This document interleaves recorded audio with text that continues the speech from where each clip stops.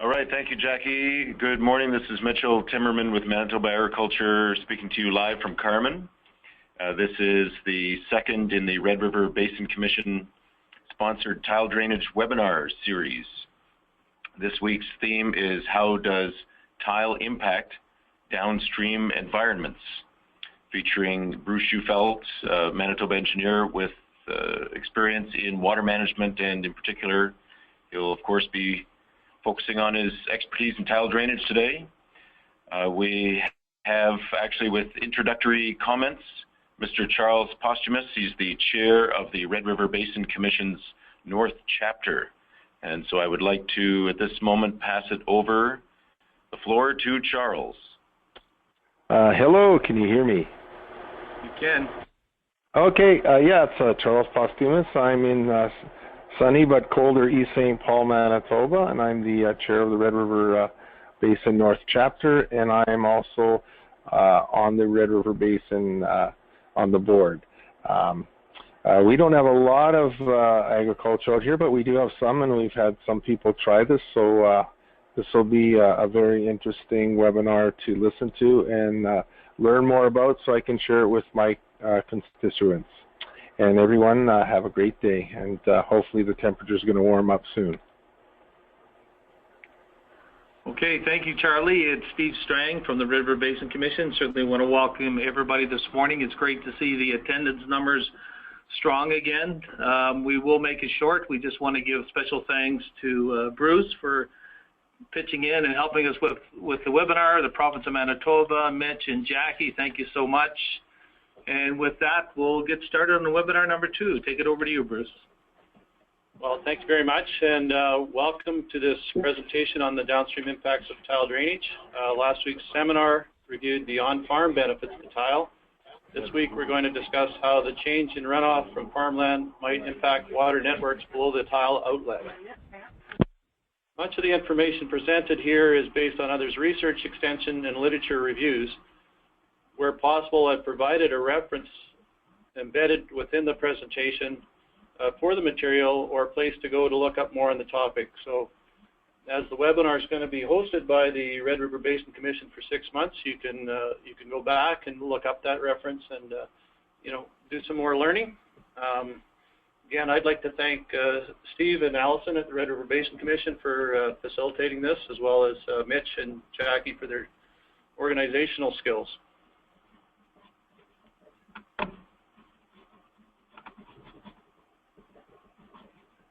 Having a little technical difficulty here. There we go. Okay, so we'll talk about the agenda, and today's meeting is going to be talking about 4 different aspects. The first aspect will be the impact of tile, and in particular, its change on hydrology on flow coming off of the field and downstream. The second will be looking at water quality.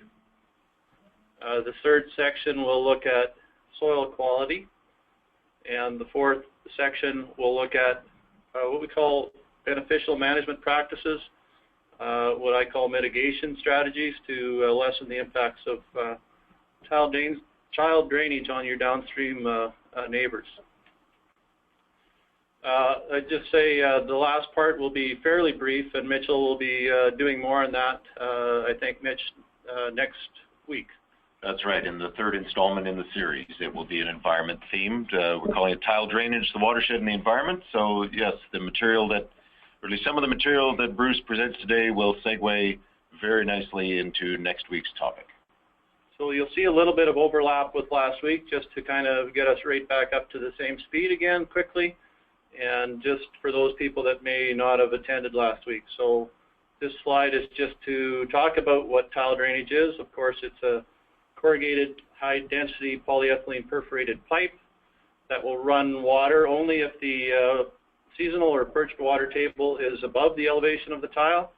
And typically in Manitoba, that tile is installed at about 2.5 to 3 feet depth. And the tile depth and the spacing are certainly a function of the topography, the crop, the rainfall risk, or what we call the drainage coefficient. Here in Manitoba, drainage coefficients are typically 1/4 of an inch a day to 3/8 of an inch a day, so a very reasonably small number. And yeah, outlets in Manitoba can be a gravity outlet or a pumped outlet. So this is just a typical tile plan provided to me by one of the tile drainage contractors here. You can see on this view lateral lines, which are 4-inch pipe, which can run up distances up to a mile. They connect to main lines or mains, what they call, which can vary in size from 6 inches right up to 18 inches or even greater. This particular design avoided 2 wetlands, which are shown in the green, 2 farmyards and a dugout, and drained 160 acres at 1/4 of an inch per day. The total pumped outlet, which is up in the top right-hand corner, was 760 US gallons a minute, and that was pumped out with a 5-horsepower pump into the ditch and thereby downstream to a nearby creek. And just another point on this particular project, it's a very fine sandy, silty loam, and those types of soils require a tile sock to prevent the silt from moving into the tile.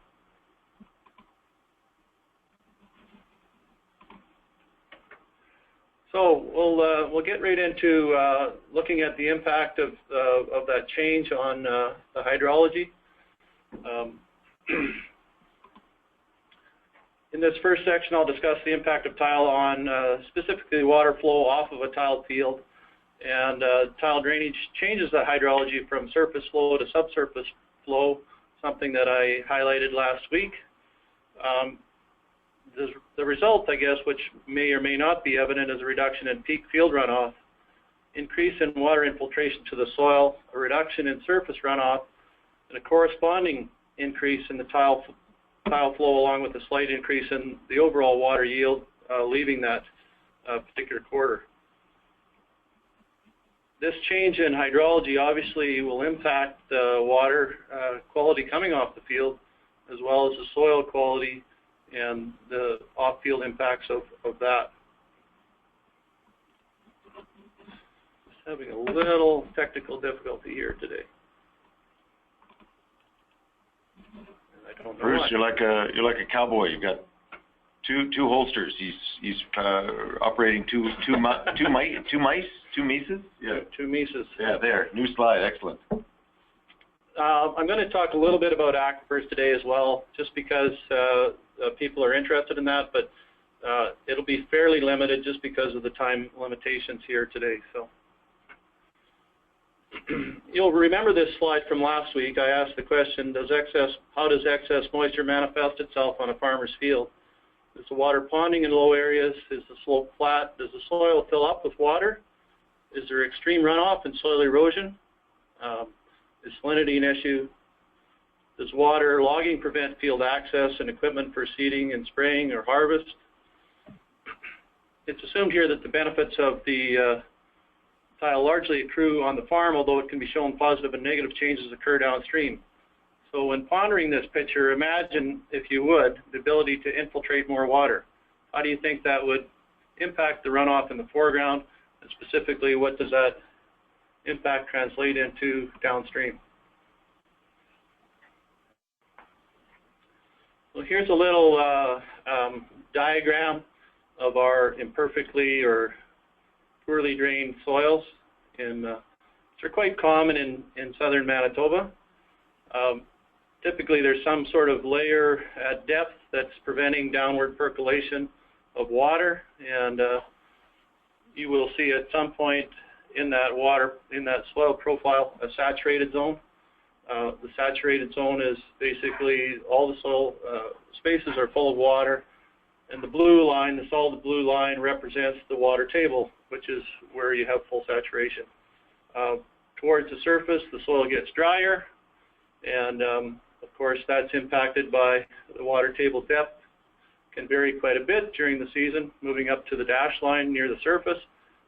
In the spring especially, when there's no evapotranspiration and you get infiltration of rainfall coming in. If that water table hits the ground surface, you will get runoff, 100% runoff, and that's sort of the interaction between the water table and the surface runoff. The tile drainage, which is the little orange circle here, can lower that water table back down, and by lowering that water table, it provides a storage area or a zone where the soil can accept water and thereby infiltrate rather than run off. So just a thing. The only other part of this that is of interest is that evapotranspiration and capillary rise can actually take that water table down below the tile. So we'll highlight that with some data from some research projects. So this one goes, this is a research project output from 1995 I was involved with Manitoba Corn Growers Association. This is a field up north of Elm Creek, sandy loam soil over clay at about 3 feet depth, so very shallow sandy soil. And the graph shows the tile flow here in the blue line, which you can see varies up to and including 4 liters per second on the left-hand side. And the rainfall is shown by the pink bars on the top, so you can see that the peaks in the tile flow match up well to those rainfall events. And the other thing that you can see is after the peak flow, there's some drop-off in the tile flow, almost all the way down to 0 before the next rainfall comes. Significantly, that if the tile is running, that saturation zone or water table is above the tile. The higher the flow, the higher the water table above the tile, and if the tile is not running, the water table, by definition, has to be below the tile. So you can see that it ran in the spring from April, May, and June, and then did not run in basically July, August, and most of September, and then ran a little bit again in late October. Of significance here is that our tile flow is mainly occurring in the spring when evapotranspiration is low, rainfall is up, and infiltration is significant. And once our evapotranspiration starts to kick in around about July, it actually exceeds the evapotranspiration on a daily basis is actually more than the tile is draining off.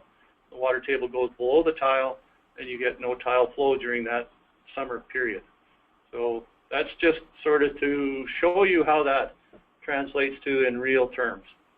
I think a big part of this, you know, for myself and my simple mind is that when you're looking at the heavy spring rains, the nutrients are drawn down versus being washed off. And, you know, if we can save the nutrients for the plants, it's far better than sending it to the lake. So we see that as being very positive. Yeah, and we're going to get to that, and we're going to talk about the change in hydrology from a surface to a subsurface flow and what that means for the movement of nutrients. So awesome. It's a good point. Manitoba does have some reasonably good research data sets. This one's from the University of Manitoba at the Hesper Farms in the year 2011.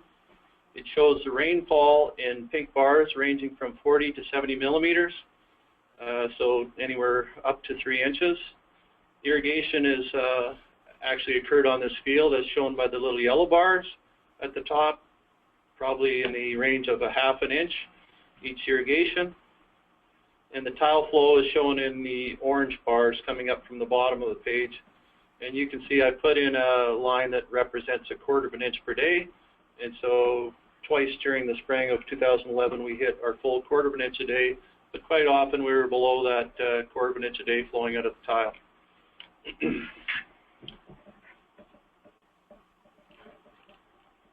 So 2011 again was quite dry in the summer, and as you can see, it was supplemented by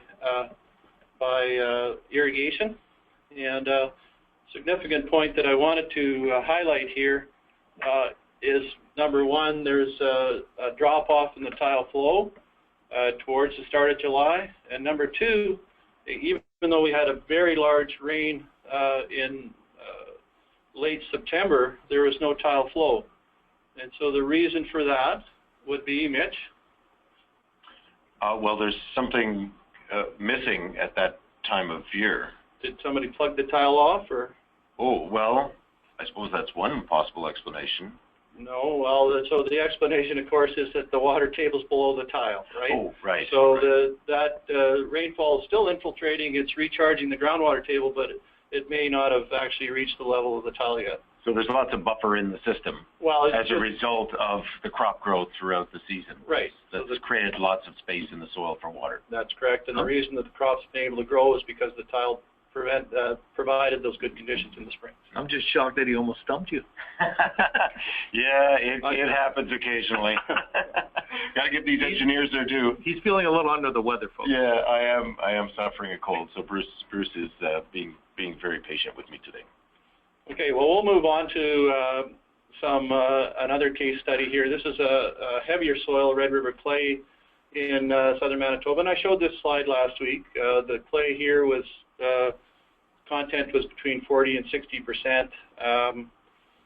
Surface drainage on this field was pretty good, given the proximity to nearby areas, and tiles were installed in 2 plots at 10 meters and 20 meter spacings with separate outlets where the flow was measured, and the water table and the precipitation were also measured on this field. This is the data coming off of the clay soil tiled land, and this graphic shows a couple of things. In this case, the rainfall is shown as the blue bar coming up from the bottom of the graph, and the water level, the precipitation is measured in millimeters, anywhere up to 50 millimeters or 2 inches during 2010. The axis on the right is the water level, with ground level being 0 on the right-hand side, and going down to a depth of 250 centimeters, which is close to 8 feet.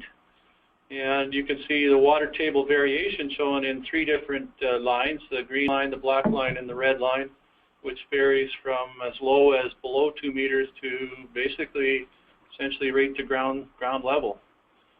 So that shallow or perched water table, you can see varies during the year.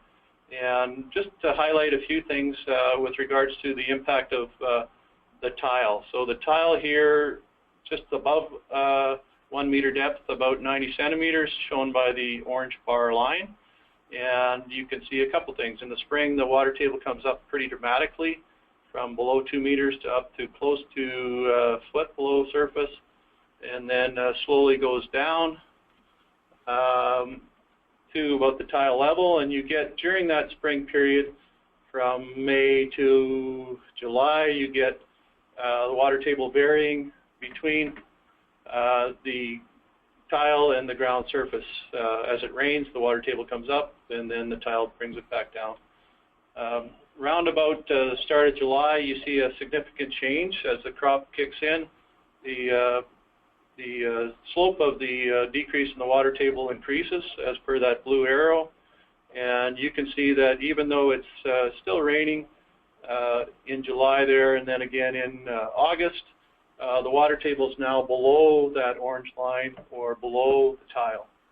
So that's significant because you kind of have 2 different periods. One is a spring period, which is the red circle there, and one is the fall period, which is the green circle. And this shows kind of how tile normally operates, and it also gives you a little bit of insight into nutrient management issues. So we'll talk about that in a bit. Yes, and actually, good you mentioned that, Bruce. I was just going to make the observation that it's important to understand these dynamics at the field scale to then make some sense of what are the potential or the observed downstream impacts from tile. First, it starts in the field, and then move on from there to other scales. Correct. So the question then becomes, what might the outcome be downstream from tile drainage? Given that the tiles act like we just showed, how does that impact downstream? So for this, I've quantified this for you here using some research from Dr. Gary Sands out of the University of Minnesota. He's a preeminent researcher and extension professor in the area of tile drainage systems.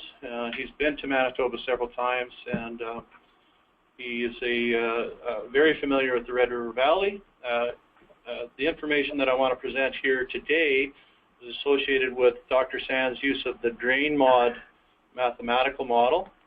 The DrainMod mathematical model allows you to examine changes in hydrology, and they used it to look at the Red River Valley, in specifically areas just to the south of us. One of them being Crookston, Minnesota, which is just to the east of Grand Forks. So what they did is they were able to put 100 years of weather data into their model and then predict what the impacts on a loam soil in Crookston, Minnesota would be. And what I'm going to show you the results here and prove, I guess, the assumptions that I was alluding to earlier, which is that if you install tile drains, several things are going to happen. Number one, you're going to increase infiltration into that soil. Number two, of course, you're going to have an increase in tile drainage flow. I mean, obviously, that's why you put it in. Number three, you will have reduced surface runoff. And number four, which I guess is what the farmer's interested in, increased crop yield, but also there'll be a slight increase in the water yield being the total of the tile flow and the surface runoff. Okay, so I'll let that sink in for a minute. I would just say also that the precipitation at this site is comparable to southern Manitoba, and so that's kind of why I'm trying to show you this particular.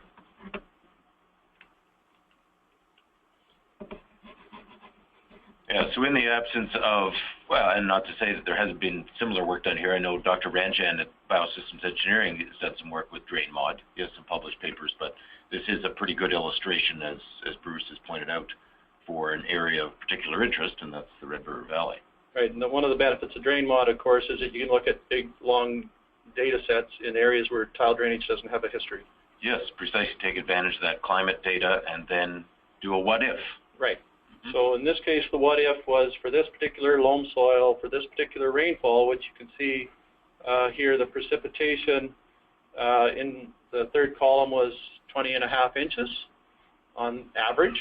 And we looked at it, they looked at a variety of drainage coefficients in the black box there, somewhere between undrained and 1/2 inch per day. So 3 different drain spacings and depths. And they calculated the change in infiltration. For the undrained condition, that infiltration was around 16.5 inches of that 20.5 inches of rainfall. And for the 1/2 inch a day coefficient, you increase the infiltration from 16.5 to 19 inches. So how does that work? Well, of course, that infiltration to a large extent shows up as tile flow. And because the evapotranspiration hasn't changed substantially, or it, theoretically it's driven by the sun and the wind and so on and so forth. So your tile flow picks up, and your runoff water, which is the water coming off the surface, decreases from somewhere around 3.9 inches to down around 1.6 inches. So just to confirm, increase in infiltration, increase in tile flow, decrease in surface runoff. And those are important numbers to look at, especially if you're giving consideration on how it is affecting downstream. I know for a lot of the municipalities, they may have concerns on how is it affecting their overall drainage. Right. I think these numbers are good to look at. Right. So volumetrically, just because you will get a change in what he's calling the water yield, or the total runoff, you could, in this case, they've estimated that total water moving off the field increases from 3.9 to 4.5 inches. So about 1/2 inch more water, at let's say 10%, or a little more than 10%. And of course, if you're the farmer, you're interested in that relative crop yield. So significant increase in crop yield. So the impact of tile on hydrology was also answered by Dr. Gary Sands' extension publication on issues and answers, and this is a fact sheet that they put out in 2009. They looked at a variety of research papers and the results that they found through their research review was that total surface runoff was decreasing from 29 to 45%, decrease in peak runoff, which was not obviously covered in that last slide, from 15 to 30%, and increase in total flow or water yield, as we were talking about in the last slide, between 5 and 10%. So just to illustrate this, I gave you a couple of pictures. Tile drain field on the right-hand side, surface drainage outlet on the left-hand side, actually in the same neighborhood. And I guess I would say, which field do you like looking at better? So, surely a heck of a lot less siltation going into the municipal ditch there. Right. So these are sort of the impacts that you've reduced surface runoff on the right-hand side, and obviously that surface runoff has its own issues, as shown possibly on the left-hand side.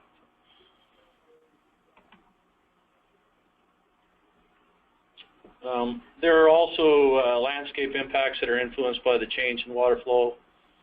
Increased infiltration and reduced runoff can affect adjacent areas, reducing water ponding, such as shown here. Crop loss that you're experiencing. You can certainly improve nutrient utilization in those low areas. You can reduce upward salt movement, improve the soil health, reduce compaction, all of these good things. And this improved crop vigor and nutrient utilization should result in a net reduction in downstream impacts. So Mitch, Yes, Bruce. I think that the next slide is yours. That's right. Something I neglected to mention at the start, but those who took part last week will recognize this as an opportunity for direct participation. These are the poll questions that offer you folks out there in webinar land to take direct part and take a stab at answering these questions. So we'll take a crack at this first one, which is a true-false based on the preceding section as presented by Bruce. And so I'll read it off first, and then, oh, and yes, Jackie, you've already opened the poll, I see. So I'll read off the question. Tile drainage can be expected to varying degrees to decrease surface runoff, both total and peak, while increasing total flow of water from an agricultural field. So we'll give that another Is that true or false? few seconds. Yes, it is either true or false. We're looking for a definitive answer, Bruce, as much as we can, despite all the nuances, which we'll get into further. Yeah, based on the preceding material, Jackie, what is the level of response so far, if I may ask? We've got 70% voted, and I will close the poll in a second here. Alrighty, that's good participation. All right, so we had 97% vote true and 3% false. Okay, very good. Yes, that is the correct answer, and this relates to the hydrology dynamics that Bruce just described. It's a complex interplay of surface and subsurface flow, but as we'll encounter later in this presentation and next week, that it's critical to understand these dynamics, at least to some degree, to then relate to downstream impacts of concern, be they nutrients or others, as Steve mentioned earlier. Well, Bruce, if you're ready to roll on to section 2, we'll proceed. Yeah, well, this is quite section 2. Oh, I'm sorry, yeah, I jumped the gun. You're just getting ahead of yourself. I know you got so eager. Got a big date, Mitch. Okay, so we're going to talk about aquifers, and I said I would mention aquifers in the mix here today. I know it's a big concern for people, and what I would say is that it's pretty much impossible to cover that off in the time frame that we have, other than to give you a cautionary consideration. So the question arises as to the influence of hydrogeology on those near-surface conditions.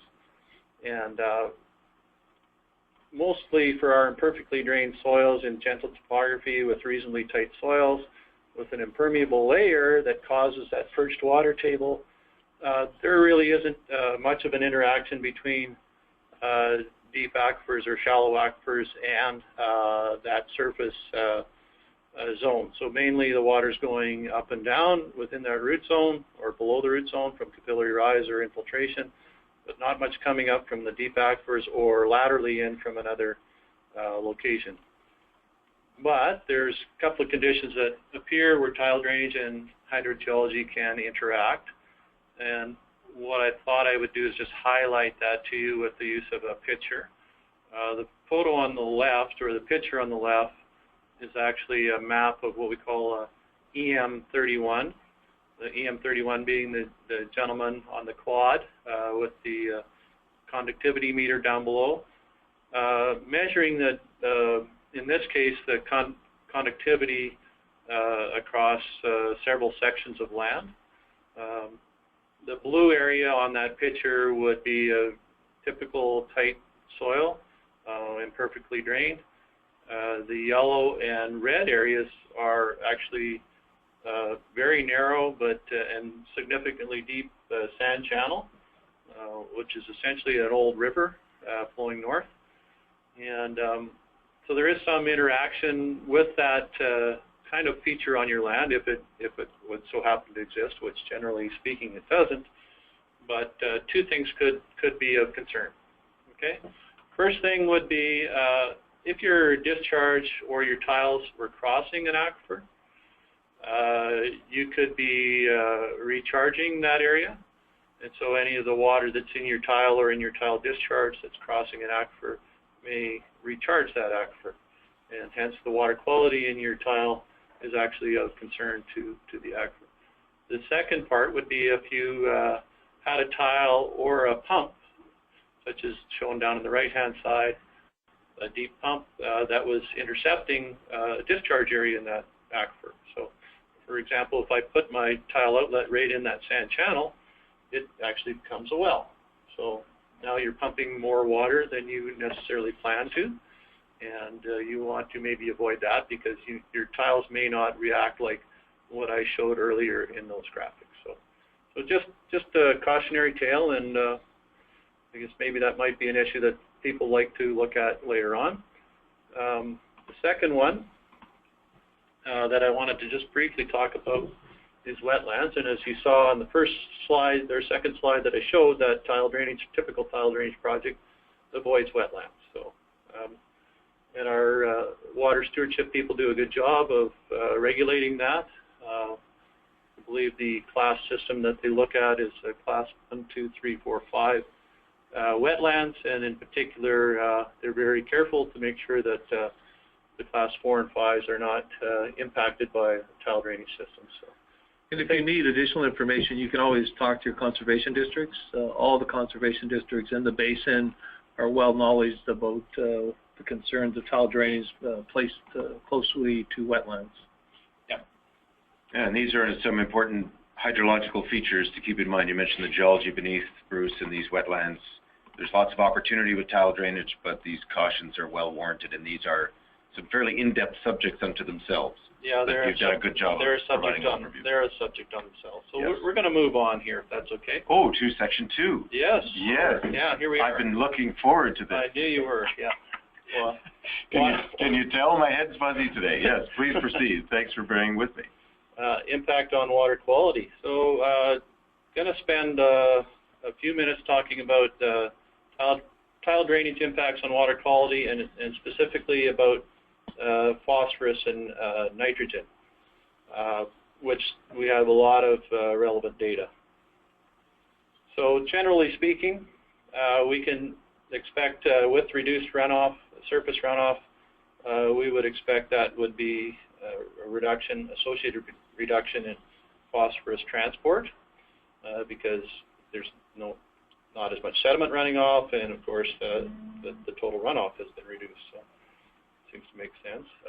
The increased tile flow, on the other hand, would typically be associated with an increase in nitrogen movement off the field and increase in salt movement off the field. So those are the, I would say, the main trade-offs. And To that, I would add that cracking clay soils are a bit of a special consideration, where the tile interacts a little more directly with the surface water, and it's maybe a little harder to differentiate. So we're going to get into that fairly deeply, and hopefully people will try and increase their knowledge level in this regard. So the influence of tile drainage. This is I think it's a nice graphic out of a fellow that's been studying, in particular, they were studying the interaction of surface water and tiles through larger macropores. And the graphic shows precipitation hitting the ground, some of it coming through matrix flow, some of it running off the field, and some of it coming through the black zones, what they call macropores, some of which may be directly or nearly directly located to the tile itself.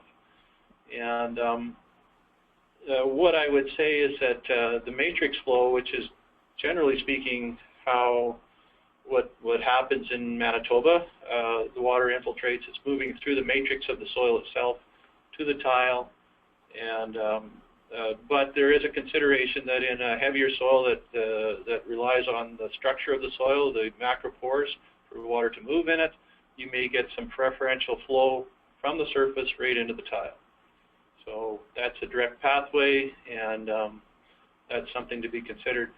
I've given you a literature review that my firm PBS Water Engineering and Stantec prepared, so you can go check into that. I'm going to give you, yes, Mitch? Well, if I may intercede, yeah, a couple of things. One, the macropore and the preferential flow pathways, as Bruce is describing, you can think of the Red River Valley in July and August after those soils have had a chance to dry. They suck together, they shrink, and then these big cracks form such that one can sometimes stick an arm down or lose an iPhone or some other portable smart device. Are you speaking from experience? So beware. I choose not to live on my or dwell on my past mishaps. So yes, and regarding the literature review, just quickly that yes, that will be featured in some detail at next week's webinar as well. Good, thanks.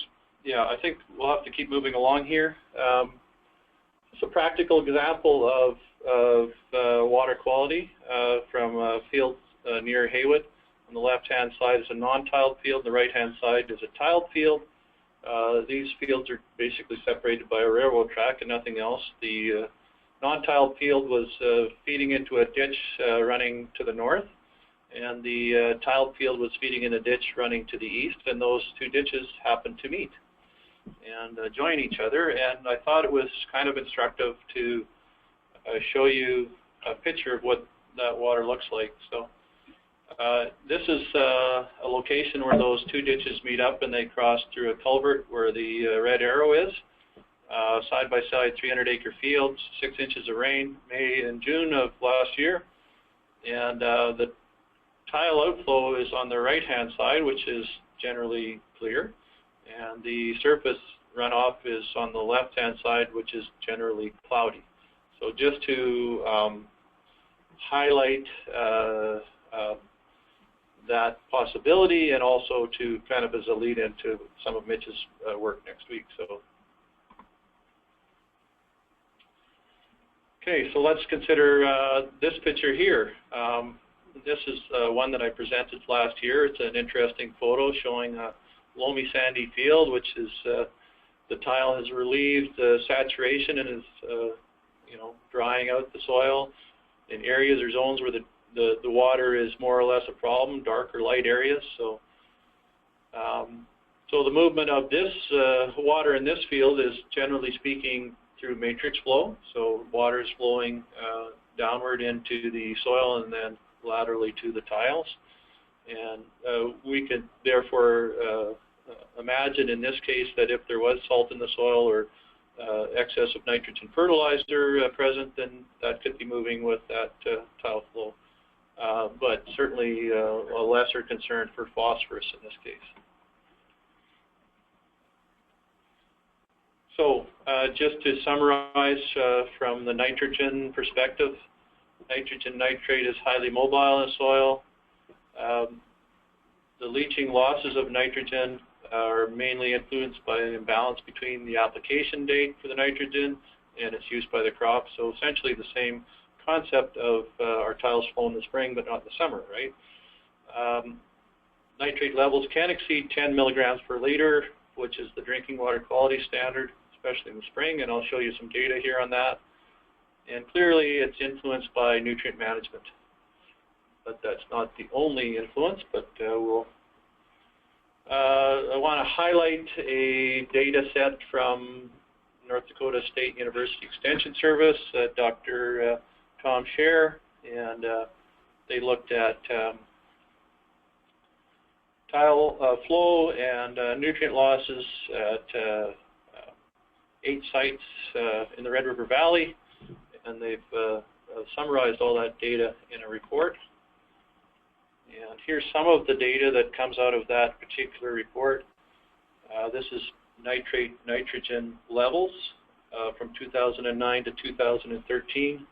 You can see the range of somewhere between 9 and 13, which is the mean nitrate levels.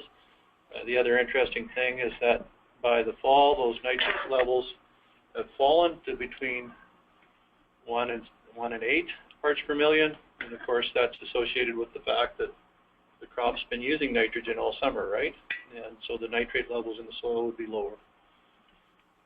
There is a case to be made that the maximum nitrate levels were in exceedance of 10 parts per million, and that's of course the major concern here with regards to nitrogen, and that's why most of the upper Midwest extension universities have focused on nitrogen and nitrogen retention in soil as their best management or beneficial management practices research. So. And that 10 part per million number you mentioned is a guideline for groundwater quality. Well, it's an indicator of drinking water quality standards. So you'd be able to, at above 10 parts per million, start to get into an issue with using it straight up for drinking water. Okay, so just to summarize from the nitrogen point of view, it's influenced by the crop, obviously, the depth of the root zone and the nature of the crop and its need for nutrients. The soil type would influence it, the water holding capacity of the soil, the timing and the amount of nutrients that you're putting on. In the case of nitrogen, of course, the potato growers have moved to fertigation now, which is putting the nutrients on during the growing season as opposed to in the spring, and that's been a major benefit to the crop, and as well it's a win-win for the environment. Obviously organic matter makes a difference. You can't really get away from excessive rainfall events. That's part of our risk factor. Obviously field slope and history. I'll just say that history actually influences that what you've been doing for the last 20 years. So there you go, Mitch. Alrighty, yes, that segues into poll question number 2, Bruce, and I'll rattle that off here and invite folks when the poll is open. There it is, courtesy of Jackie, to provide responses if you wish to take part. And the question is, which of the following is not, repeat, not a factor influencing the loss of nitrogen via tile flow? Is it crop type, barometric pressure, soil properties, fertilization practices, or amount and timing of precipitation? This one really tests if you were listening or not, eh? Yes, that is really, you got it, Steve. That is the purpose of this. It's a little more advanced than what's your name or favorite color, but yeah, we're on preschool here, folks. So no pressure, but Jackie, would you care to give us a sense of what the response is so far? Okay, we've got, again, about just over 70% voted, so I will just close the poll here in a second. All right, that's good participation, I'd say. Awesome, thank you, everybody. Okay, so looks like a majority of people said barometric pressure, 97%. Yes, that was definitely the distractor, the outlier there. So good attention shown by the audience today, Bruce. Star on the paper today. Yes. Please continue. Moving on to phosphorus. We'll we're going to have to try and speed it up a bit because I'm a little bit behind the 8 ball here. But we'll keep going, and hopefully people can come back and review as they need to. Provided a reference here from Minnesota on nutrient and pathogen losses to subsurface tile from swine manure, so that's quite an interesting one. And certainly I'm referencing again our manure and nutrient management on tile drain lands literature review. So just a slide to say 2 things, that phosphorus is less mobile.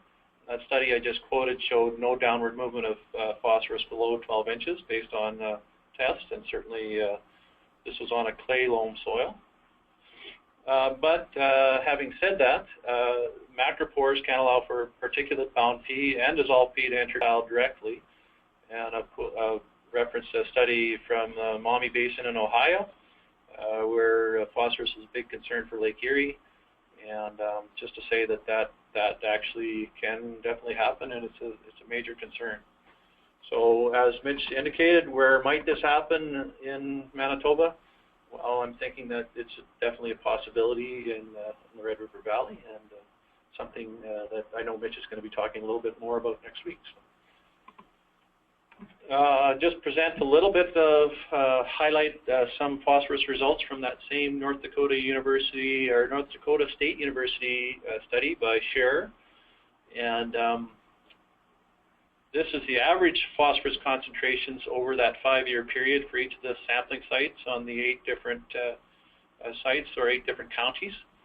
And of significance here, I would point out a couple things. Number one, the overall level in parts per million is obviously quite a bit less than nitrate, nitrogen.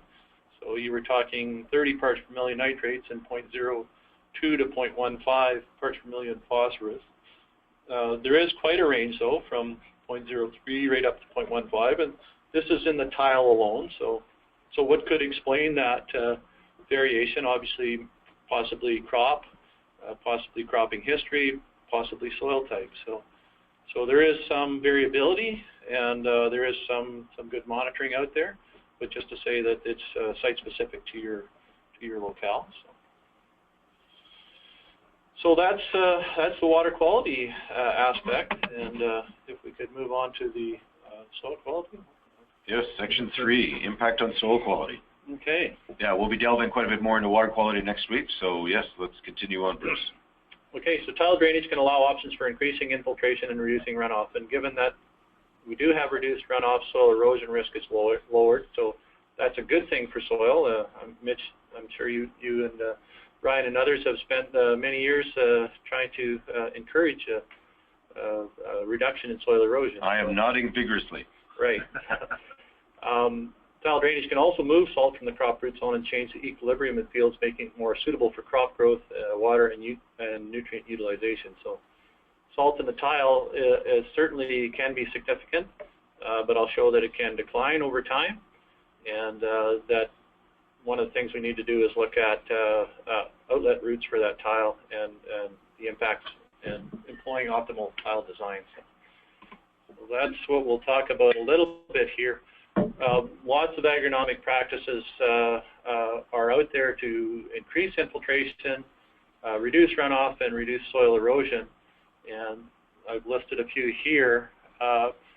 Just to say that if you're trying to increase infiltration on imperfectly drained soils without increasing the drainage capacity, you may end up in a problem area. So what happens when we get into wetter conditions is zero-till or conservation tillage goes away, right? Because people don't want to trap more moisture. So tile drainage can provide room to increase infiltration and can help you with adoption of these conservation practices. So that's what I wanted to say about that one, Mitch, and I'm going to move on to salinity and tile drainage, and this is a slide I showed last week. And I think we'll go right into looking at how we actually measure in the field what that salinity level is. And here's the 2 techniques that are used. It's a Varus and an EM38, Varus being on the top picture, pulled by the truck, and the bottom picture is walking the field with the EM38. Both of these tools measure ground conductivity, and the conductivity is influenced by the texture of the soil, the moisture of the soil, and significantly by the salt level in the soil. The GPS allows that reading to be captured and a map to be generated, and I would just say that it requires calibration. Amazing, though. You got to love technology. Well, technology is great, and actually this technology goes back quite a ways. So just to say here, this is a EM38 map from a field south of Winkler. It's the 5 snapshots of the same field showing the EM38 readings as calibrated and then discretized. Is that the right word? Discretized? That's a big word. I don't know. Holy mackerel. There'll be no argument on my side, Bruce. Wait, I'll get the dictionary now. So just to say, there's a legend on the left-hand side that ranges from no salinity in blue to weak salinity in the green, orange representing moderate, and the pink, mauve indicating strong salinity. So in 1995, up in the left-hand side, you can see quite a bit of weak and moderate salinity in that field, which would be problematic for crop growth, and especially nowadays with the potato production and special crop production. And by looking at mapping that field every 3 to 6 years, we were able to progress or map the change in salinity over time. So we saw this slide last week, and it's amazing the difference over the period of time. So from 1995 to 2011, you can see most of that salinity has basically disappeared. And for the most part, it was a major impact in the first 10 years, and certainly even impacts after 3 and 5 years. So, we're here at another question. Yeah, a very appropriately placed poll question 3, I would submit. And here it is, folks. The poll is open. And the question is, in a soil with a salinity problem, a dramatic reduction in salt levels can be reliably expected within 1 growing season. True or false? Bruce, you're not allowed to answer your own. He's putting his hands up here, folks. But good show of enthusiasm there, Bruce. Good, you're setting a good example. All right, so it's a true-false question. Should be possible to answer quite quickly. Everyone's got their coins going if they're not sure how to answer that heads or tails thoughtfully. So what's the turnout this time, Jackie? All right. Again, we've got about 72% voted, so I'm going to close the poll right away. And our results are 12% true and 88% false. Okay, that's good. Most of the responses were correct. Yes, the answer is false. It does take longer, quite reliably, much longer than 1 growing season. And Bruce's example shows that the results can be obtained, but it should take a while because, of course, there's quite a bit of water to pass through to pick up these salts and take them out of that soil system before we'd see a dramatic change. But the results do appear as illustrated by his example. Bruce, back to you. Great segue. So here's an example. This is at Outlook, Saskatchewan. It's a publication around the reclamation of a saline irrigated field using subsurface drainage. And on the left-hand side is they actually installed tiles in 1988 and then applied leaching water in the fall because, of course, it's very dry in Outlook. So they applied water. So you can't actually reclaim a soil using tile drainage unless you have downward movement of water. So that just tells you how much water they applied, and it was quite a bit. And on the right-hand side is the percent of the field area in each salinity class. So similar to the map version that we just looked at, salinity class being non-slight, moderate, and severe.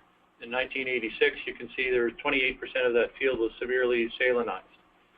And by 1989, that's 0% severely and only 3% moderately. So even within 3 years, you had a significant impact. But you can see that it took 7 years to get it down to the point where most of the field was non-saline and for whatever reason, that rebounded in 95, 97, and 2000. So you can't, it's not a zero-sum game, I don't think. No, there's still a bit of flux there, not to mention the variability in soil. That's correct. Right, with sampling, so the trends are there. Right. So another way to look at that would be what happens to the water quality of the effluent over time. And this is from the same study, starting out at 7,000 milligrams per liter and ending up near 2,500 milligrams per liter over a period of 6 years. So there, as that salinity is moved out of the root zone, there's a reduction in the salt in the tile water. So that's the point of that slide, and that it's not a one-year situation.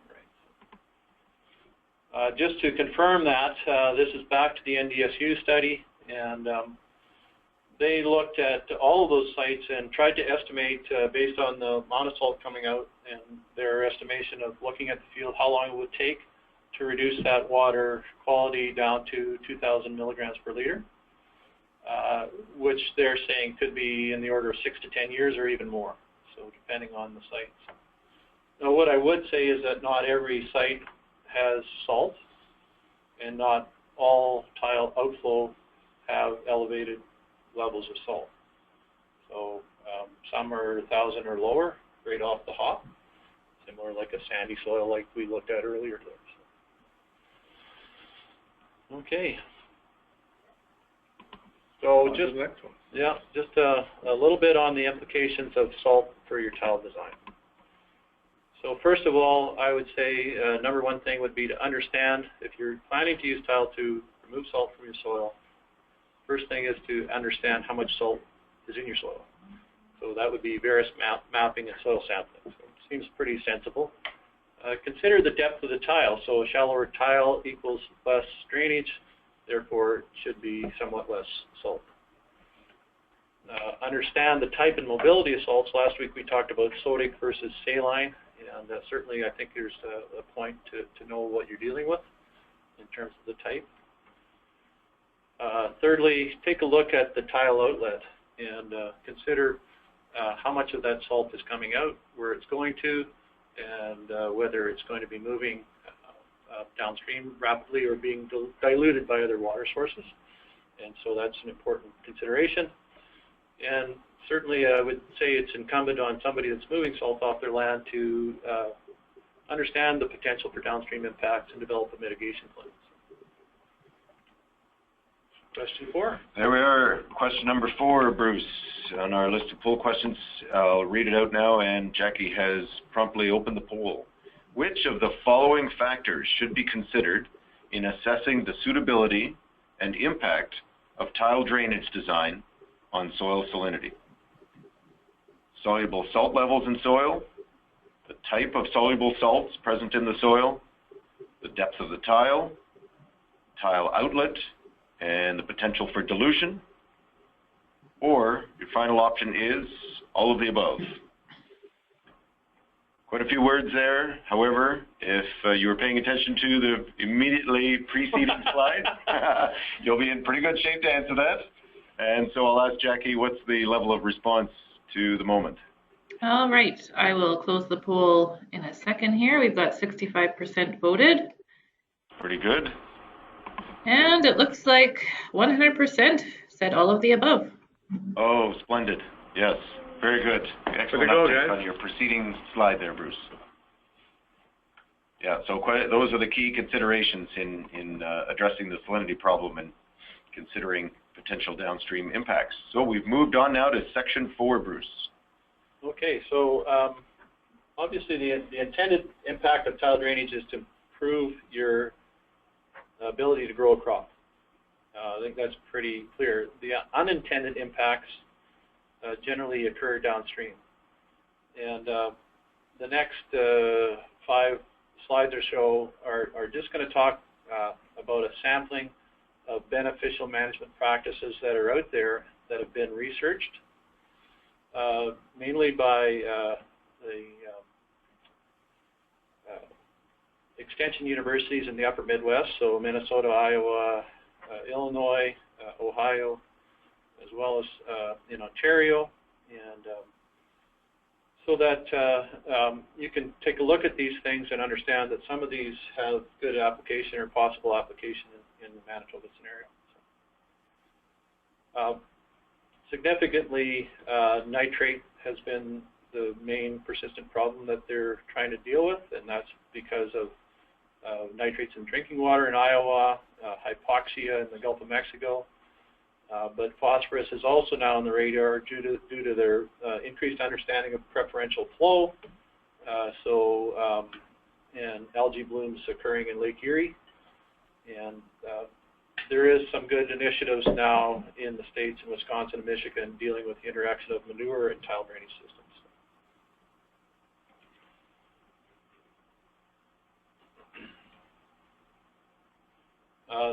The salt BMPs, I would say, are mainly a function of the research done in Australia and California, where tile drainage is used to mitigate impacts of irrigation. So we're kind of in the middle of those jurisdictions, and we deal with salt and nutrients. So it's kind of an interesting place to be. There's two types of BMPs, or beneficial management practices. I'll call them in-field and edge-of-field. And there's a fair bit of information online on these types of strategies. I'm going to talk about wood chip bioreactor controlled drainage, fertilizer management, and wetlands. So we'll start with nutrient management. And Mitch, this is your specialty here, the 4 R's, which would be the source, rate, placement, and timing of fertilizer. So the right source, the right rate, the right placement, and the right timing. Looking at fall applications and spring applications, split applications, and recognizing that tile drainage has changed the movement of water in your soil. So that's an important consideration. One of the things that we found during our literature review that is being done is tillage prior to manure injection to disrupt the macropore network. So that's a consideration that maybe should be given some weight in those types of soils that are being tile drained and that are having manure applied to them. And certainly from a application perspective, it's really important to have a uniform application, deal with that preferential flow situation, and other technology to make use of to make sure that the nutrients are being used by the crop and kept out of the tiles. Talk about controlled drainage briefly. I'll try and catch up on that. Yeah, this is certainly a hot topic south of the border, as my coworkers and I encountered at some training and a major conference in Minnesota last year. So if we remember the slides earlier, we talked about the crop uses water in July and August, and controlled drainage allows you to save part of that drainage water in the spring for use in the summer. So this is a project at Homewood, and I would say that there's a reference here if you want to go look into this. It probably has less implications here in Manitoba than in the southern states. But it is something a number of the conservation districts and the municipalities are talking about, so we hope to hit up on that more as we go forward.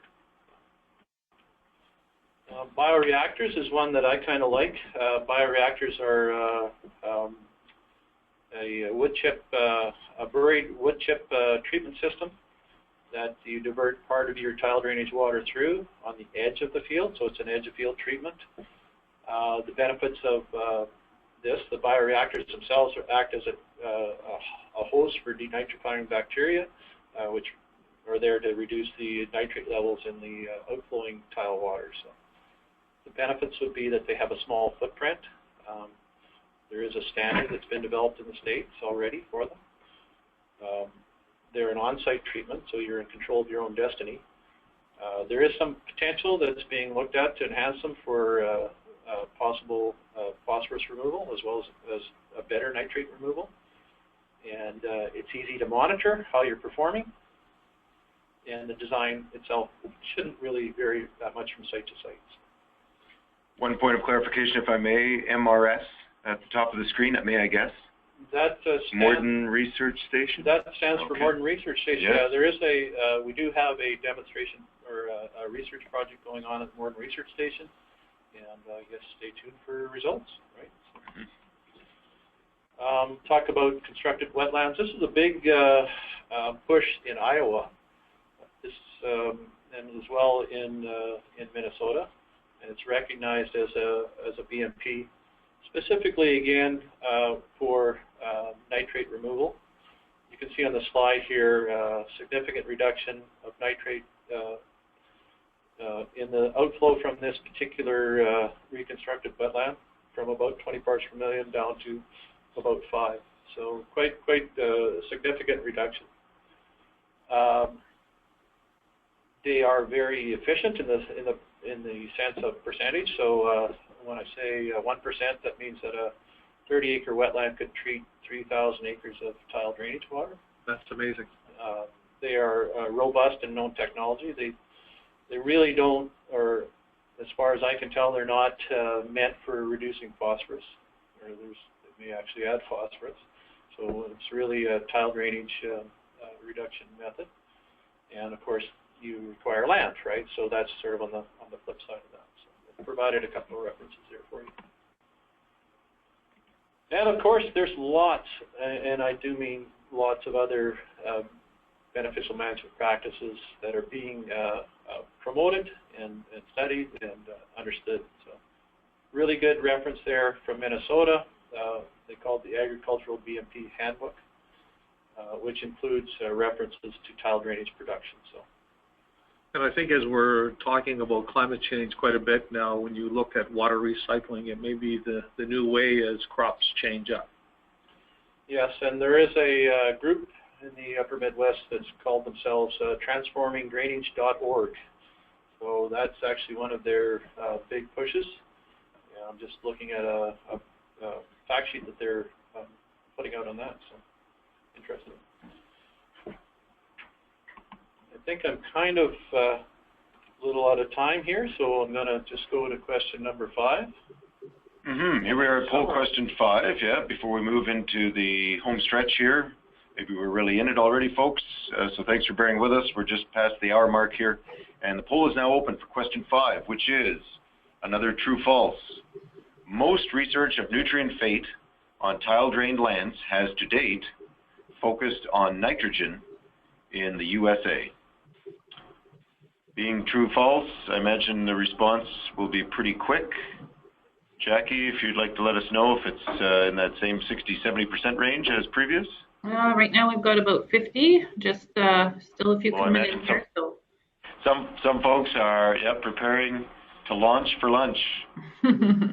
All right. To the hardcore folks for sticking with us. Yeah, what's the response like? All right, we've got just over 60% here, so I'm going to close the poll. And our response is 84% true, 16% false. Yeah, that's right. The correct answer is true that, most of the work so far has been focused on N, and especially south of the border. And that's something we'll be balancing with the talk of phosphorus loss mitigation at next week's webinar. So with that, I go to Bruce for a summary and some concluding comments. Bruce. This is the last slide for those that are hoping for an end. And really, I mean, the message is pretty simple. And so I'll try and sum it up here. It took a long time to get to these points. Tile drainage alters the agricultural hydrology, and that requires a reassessment of your management techniques. Surface runoff is decreased, infiltration is increased, and tile flow increases. Nitrogen leaching increases, and denitrification should decrease. Phosphorus contribution is generally reduced except where cracking clay soils come into play. Salt balance in the root zone of the soil is influenced and the salt is moved off-site. Indications are for careful consideration of the nature and the amount of that salt loading coming out of the tile, and how you can look at the tile design and the outlet design, as well as the potential for mitigation. really, that's the summary of the message that we tried to get across. I think we've proven the point, and I hope that people have enjoyed the presentation. Thank you very much. Yeah, lots of excellent information as last week. Bruce, thank you for your participation, giving us a window to what is a very complex subject, but quite fascinating. We're learning a lot here in Manitoba ourselves, and that's what we'll investigate next week at the webinar, is drawing some links to the material you covered today, Bruce, and providing some other local research examples and some key concepts. So I guess I'll ask you, Bruce, just to back up to what is poll question number 6, our last one, and it's provide feedback. Folks, if Jackie would be kind enough to fire this one up. This is the same question we posed last week. We're looking for a sense of the increase in knowledge, or maybe static. Presumably people haven't lost knowledge, right, Bruce, through this experience? So if folks would give us some feedback, that would be great. And obviously last week's participation may have affected this somewhat, and this will segue into next week's webinar as well. We'd like to get a sense of our level of success in increasing knowledge and where folks are at with respect to tile drainage, how much more learning we can expect to happen with certain subjects. What's the level of, well, we can leave the poll open for a little bit longer, Jackie, if that's all right, and I'll hand the floor over to Steve here regarding acknowledgement of sponsorship and looking ahead to the final 2 installments in the series. Steve? Yes, I just want to remind everybody that those who are registered now will not have to re-register again. You'll be registered for webinar 3 and 4. Webinar 3 will be happening Wednesday, March the 8th at 2:30. Oh, we're getting echo. Sorry about that, everybody. You know, our numbers are really good, but we certainly want to take the opportunity to educate as many people as we can. So I'll ask you to put the word out, help us keep our numbers up. I think the information that's starting to come through is very informative. We really want to take the time to thank Bruce. He's done an awesome job for us on the last 2 webinars.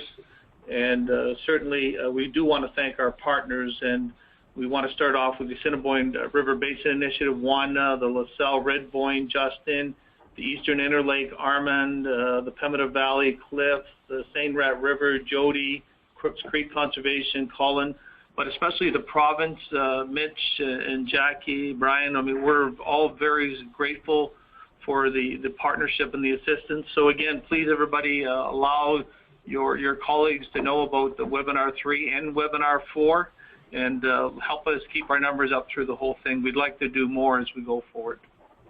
All right, thank you, Steve. I'll just wrap folks with a quick note regarding a follow-up survey. We're looking for some feedback from you, and Jackie will correct me if I'm wrong, but those questions will be available to you after the fact. We had great responses to the first webinar, so anyone suitably motivated, please give us some feedback. And there is an extra question versus last week, that is, regarding attitude or perception of tile drainage, its efficacy and potential impacts. So if you'd care to give us further insight as to your level of knowledge, how effective these webinars have been, as well as your perception of this practice, please do keep an eye out for those questions. Take note that this webinar will be posted on YouTube and available for viewing for quite a number of months. That is capped after about 6 months. Is that correct? Yeah. So yes, notify your colleagues and friends and so forth to have a look if this is of interest, and folks were unable to take part today. As exciting as this live version has been, perhaps those folks will still get a charge out of the recorded option on YouTube. So with that, I think we're a wrap. Take note of those final 2 webinar topics and dates. And for those of you who can join us live for those 2 events, those 2 final installments, look forward to being in touch with you then. So long for now. Thank you, everybody. Enjoy your lunch.